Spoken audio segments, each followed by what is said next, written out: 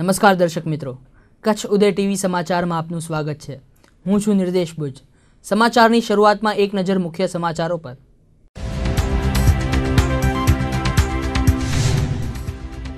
રાપરના ઘેડીમાં એરંડાના પાન ખાધા બાદ આફરો ચડતા એક જ માલધારીની 42 ગાયોના મોત। પશુ ચિકિત્સક સાથે મામલતદાર ઘેડી દોડી ગયા, અન્ય ગાયો ભયમુક્ત। ભુજની સંજયનગરીમાં શરાબી પુત્રે આવેશમાં આવી પિતાની કરી હત્યા।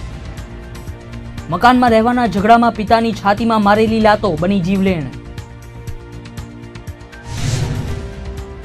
રાપરના માંજુવાસ નજીક ગુળખર અભયારણ્યમાં ચાલતી ખનીજ ચોરીનો પર્દાફાશ। ખાણ માફિયા 45,50,000ની ચાઈ નકલે ખોદી ગયા, વનતંત્રના વલણ પર મદાર। ભચાઉના ચકચારી રક્તચંદન ચોરી પ્રકરણમાં ડીવાયએસપી ચિરાગ પટેલની આગોતરા જામીન અરજી મંજૂર। ગાંધીધામની કોર્ટે અરજી કરી મંજૂર।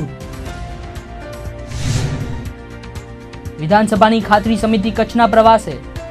માંજુવાસમાં નર્મદા બ્રાન્ચ કેનાલની કામગીરી નિહાળી, કામગીરીની પ્રગતિ અંગે વ્યક્ત કર્યો સંતોષ। ભુજમાં ભાવિ શિક્ષકોની યોગ્યતા માપતી ટેટની લેખિત પરીક્ષા યોજાઈ। 256 ઉમેદવારો પૈકી 79 રહ્યા ગેરહાજર। શાંતિપૂર્ણ માહોલમાં પરીક્ષા સંપન્ન। ભચાઉના ચકચારી રક્તચંદનની ચોરીના કેસમાં ગાંધીધામની કોર્ટે ડીવાયએસપી ચિરાગ પટેલની આગોતરા જામીન અરજી મંજૂર કરી છે। ગત ઓક્ટોબર માસમાં ડીવાયએસપી દિલીપ અગ્રાવતે આ કેસનો સિલસિલાબદ્ધ રીતે પર્દાફાશ કરી ખુદ પોલીસ તંત્રની જ વરવી ભૂમિકા ઉઘાડી પાડી હતી। કેસમાં ડીવાયએસપી ચિરાગ પટેલનું નામ પણ સામે આવ્યું હતું। ઉલ્લેખનીય છે કે પોલીસ મથકમાં રહેલા કન્ટેનરમાંથી કરોડોની કિંમતના લાલ ચંદનનો કેટલોક જથ્થો ચોરાઈ ગયો હતો। તપાસમાં ચિરાગ પટેલના જ કમાન્ડો અને ભચાઉના સ્થાનિક રાજકીય અગ્રણીના પુત્રનું નામ ખુલતા પોલીસે બંનેની ધરપકડ કરી હતી। આ કેસની તપાસના 2 મહિના બાદ રજા પર રહેલા ડીવાયએસપી ચિરાગ પટેલ થોડાક દિવસો પૂર્વે ફરજમાં હાજર થઈ ગયા હતા। અધિક સેશન્સ જજ BD પાઠકે આગોતરા જામીન અરજી મંજૂર કરી હતી।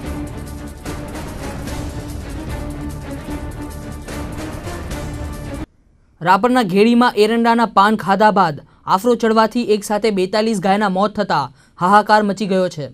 અછતના કપરા કાળમાં એક સાથે 42 ગાયના મોતથી જીવદયા પ્રેમીઓ અને પશુપાલકોમાં અરેરાટી છવાઈ ગઈ છે। ઘેડીના કરસન રત્ના ડાયા કોલી નામના માલધારીનું 200 ગાયોનું ધણ ગત મધરાત્રે સીમમાં આવેલા એક ખેતરમાં ચારો ચરવા ગયું હતું। કેટલીક ગાયોએ એરંડાના પાન ખાધા હતા। બાદમાં ગાયોને તેની ઝેરી અસરથી આફરો ચડ્યો હતો। જોતજોતામાં સવાર સુધીમાં ટપોટપ 42 ગાય રામશરણ થઈ ગઈ હતી। ગાયના મોતના સમાચારના પગલે રાપરના મામલતદાર AH સેરસિયા અને તાલુકા વિકાસ અધિકારી પશુ ચિકિત્સકો સાથે ઘેડી દોડી ગયા હતા। જોકે અન્ય પ્રમાણમાં સ્વસ્થ જણાય છે। વેટરનરી તબીબે તકેદારીના ભાગરૂપે આ ગાયોને ઘાસ પાણી ના આપવા સૂચના આપી છે। કુલ 12 વાછરડી, 4 વાછરડા અને 3 બળદ સહિત કુલ 42 ગાયના મોત થયા છે। તમામ ગાય એક જ માલધારીની હતી। ભુજની સંજયનગરીમાં પુત્રના હાથે પિતાની હત્યા થઈ જતા ચકચાર મચી ગઈ છે। ગત મધરાત્રે પુત્રના મૂઢમારથી ઇજાગ્રસ્ત થયેલા 55 વર્ષીય પિતાએ બપોરે ભુજની GK જનરલ હોસ્પિટલમાં દમ તોડી દીધો હતો। ભૂંગાના બદલે પાકી છતવાળા મકાનમાં રહેવા મુદ્દે જીદે ભરાયેલા ઇમરાન પિંજારાએ ગત રાત્રે 1:30 વાગે પિતા સાથે ઝઘડો કર્યો હતો। આવેશમાં આવી જઈ ઇમરાને તેના પિતા ફકીર મહમદ આમદ પિંજારાને છાતીમાં લાતો મારી હતી। એટલું જ નહીં, છરી બતાવી મારી નાખવાની ધમકી પણ આપી હતી। પુત્રના મારથી ઘાયલ ફકીર મહમદને GK જનરલ હોસ્પિટલમાં દાખલ કરાયા હતા, જ્યાં બપોરે 1:15 વાગે તેમનું નિધન થઈ જતા બનાવ હત્યામાં પલટાયો હતો। પિતાની હત્યા કરનારા ઇમરાન પર આસપાસના રહીશો ફિટકાર વરસાવી રહ્યા છે। આ તરફ ભુજના માધાપરમાં વાહન રિવર્સમાં લેવાની નજીવી બાબતમાં ખેડૂત પિતા પુત્રએ છકડા ચાલક વૃદ્ધને છરી મારી છે। માધાપરની કારીમોરી દરગાહ પાસે રહેતા 70 વર્ષીય ઉમર જુમા બાવા છકડો ચલાવે છે। ઉમરભાઈ નિવૃત્ત ST ડ્રાઈવર છે। છકડો લઈ તેઓ મોટા પીર દરગાહ તરફ જઈ રહ્યા હતા, ત્યારે સિંગલ રોડ પર માધાપરના ખેડૂત પિતા પુત્ર ટ્રેક્ટર લઈ સામે આવ્યા હતા। વાહન રિવર્સમાં લેવા મુદ્દે બંને પક્ષે ઝઘડો થતા ખેડૂત પિતા પુત્રે ઉશ્કેરાઈ જઈને ઉમરભાઈ પર છરીથી પ્રહાર કર્યો હતો। જોકે ઉમરભાઈએ છરી હાથમાં પકડી લેતા તેમના હાથમાં ઈજા પહોંચી છે। પોલીસે હુમલો કરનારા ભીમજી પટેલ અને નરેન્દ્ર ભીમજી પટેલ વિરુદ્ધ ફરિયાદ નોંધી છે।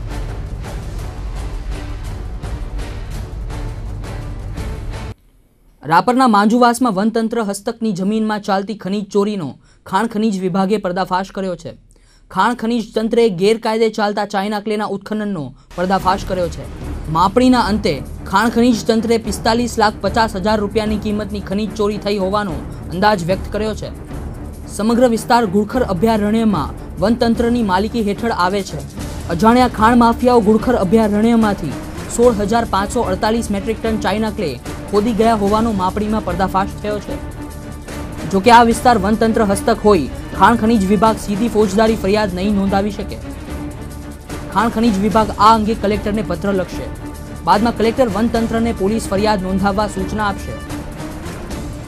જોકે વનતંત્ર ખનીજ માફિયાઓ વિરુદ્ધ પોલીસ ફરિયાદ નોંધાવે તેવી શક્યતા નહીવત છે, કારણ કે અગાઉ પણ વનતંત્ર હસ્તકની જમીનોમાંથી ખાણ ખનીજ વિભાગે ખનીજ ચોરીનો પર્દાફાશ કરેલો છે, પરંતુ વનતંત્રે તેમની વિરુદ્ધ પોલીસ ફરિયાદ નોંધાવી નહોતી.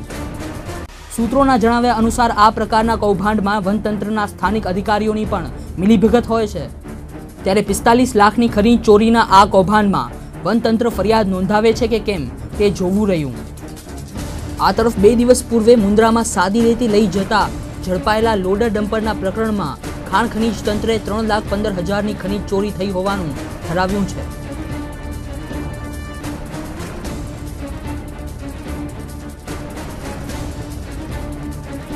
વિધાનસભાની ખાતરી સમિતિ કચ્છના 3 દિવસના પ્રવાસે આવી છે.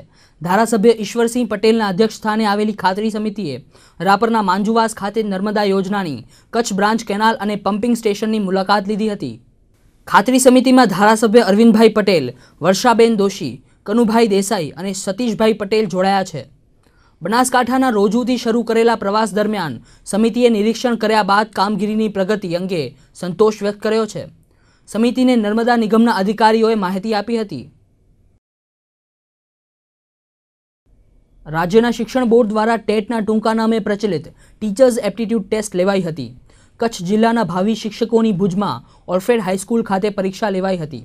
પરીક્ષા માટે 256 અરજદારો નોંધાયા હતા, જે પૈકી 79 અરજદારો ગેરહાજર રહ્યા હતા અને 177 અરજદારે પરીક્ષા આપી હતી.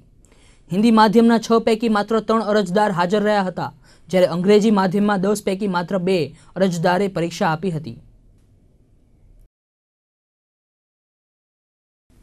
કચ્છી માળુઓને કડકડતી ઠંડીમાં આજે પણ રાહત મળી છે. લઘુત્તમ તાપમાનનો પારો સર્વત્ર 1 થી 2 ડિગ્રી ઊંચકાયો છે. જોકે 10.7 ડિગ્રી સાથે નલિયા રાજ્યનું સૌથી ઠંડુ શહેર બની રહ્યું છે. એક નજર તાપમાનના આંકડા પર.